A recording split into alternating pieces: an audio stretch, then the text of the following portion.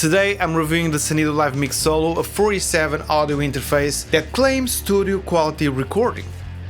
Let's see if it delivers. But before we dive in, let me be completely honest with you. This 47 audio interface isn't going to revolutionize the sound. But if you're just starting out recording guitar at home, here's exactly what you need to know.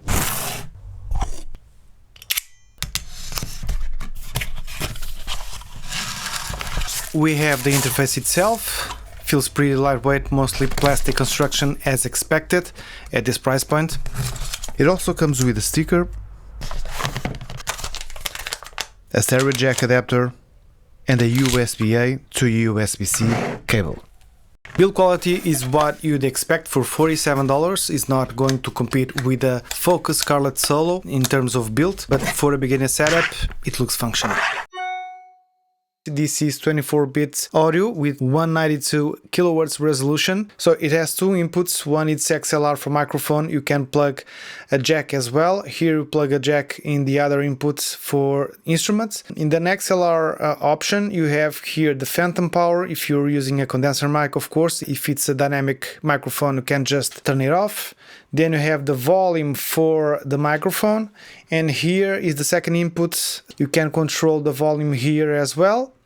And then you have the output options. Here you can connect your headphones. You have three options. You have a stereo option, a mix option, and the USB option. We're gonna find out what these parameters means, and this is the output volume. Here on the back you have a USB for better connection, so you can connect directly to the computer. Compatible with Windows, Mac, and many DOS. I'm using Logic, of course.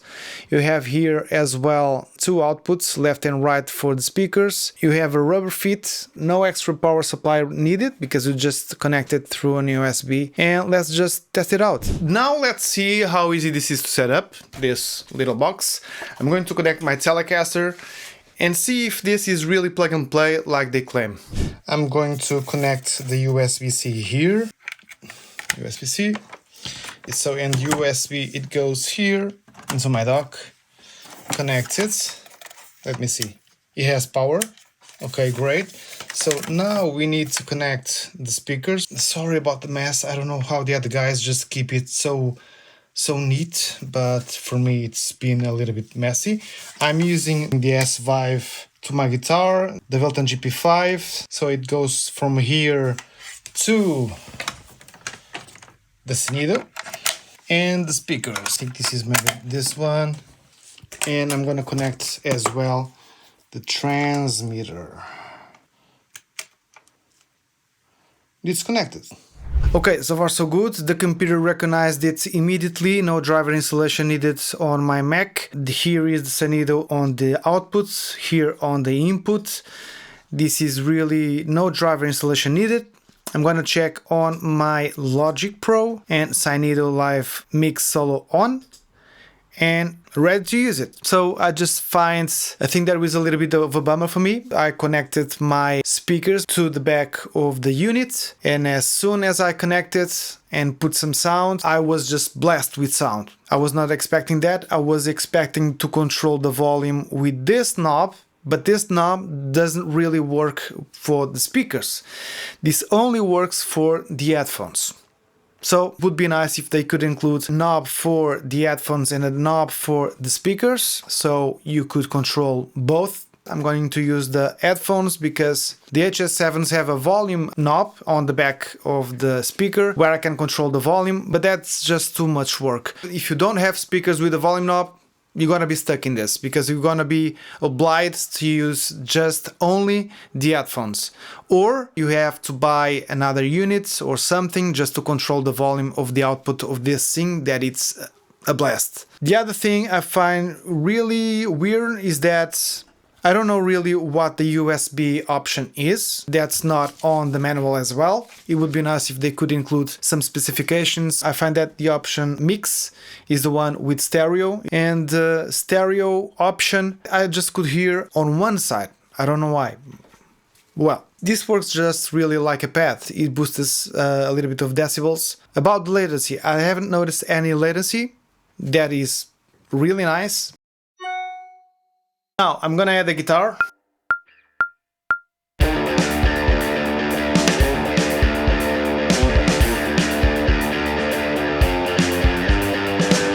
So I'm gonna add another guitar.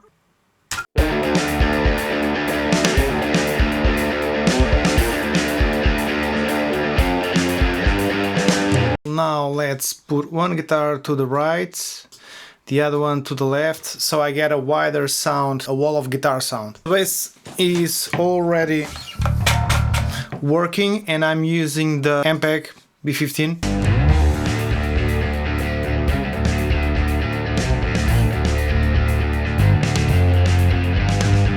Now I want to check a little bit about the voice. I don't know if I'm gonna sing because I'm not a singer. We can test it out. I got 3 chords in my arm. Now I'm broken. And I'm gonna do a little bit of post-production on the voice just to fit better in the mix.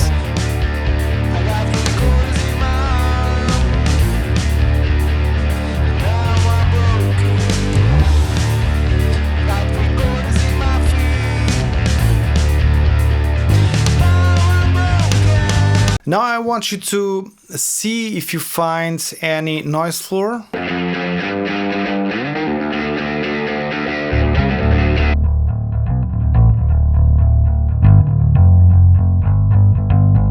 Now I'm broken. Got 3 quarters in my feet. Now I'm broken. I just think the sound quality, it surprised me because I could just grab this unit and go outside and just work with it. Really usable. The noise floor ratios are great for recording. I don't see any trouble on that. What works well and what doesn't? Let's talk a little bit about the pros and cons. About the pros, I think it's portable and bus powered, ideal for mobile recording. It's a good beat depth and sample rate, low noise floor, simple to set up with no fuss. Now about the cons. Build is light, it's not like a tank. Be careful with transporting it. No volume knob for speaker output, just for headphones. Now the manual could have some more instructions about the meaning of the things. Also, if you push the levels too high, distortion or clipping might creep, so be cautious. So I just want to mention that there are some things competing with this one. This is in the range of the my Behringer UMC 202 HD. It competes also with the Focus Scarlett Solo. Who is it for? This is just perfect for complete beginners who want just to try recording without spending a lot. Students, for example, or anyone really on a tight budget. This is just for people who want to record simple demos and practice sessions. You can release commercial things with this because the sound quality, it seems great. If you can save up an extra 30 or 40, you'll get better quality and sound with established brands. But if $47 is your absolute limit, this will get you started. Not a game changer, but honest budget option for absolute beginners. So what's your budget for your first audio interface? Let me know in the comments down below. If you want more gear reviews without the hype, subscribe for more content like this. Thanks for watching and I'll see you in the next one.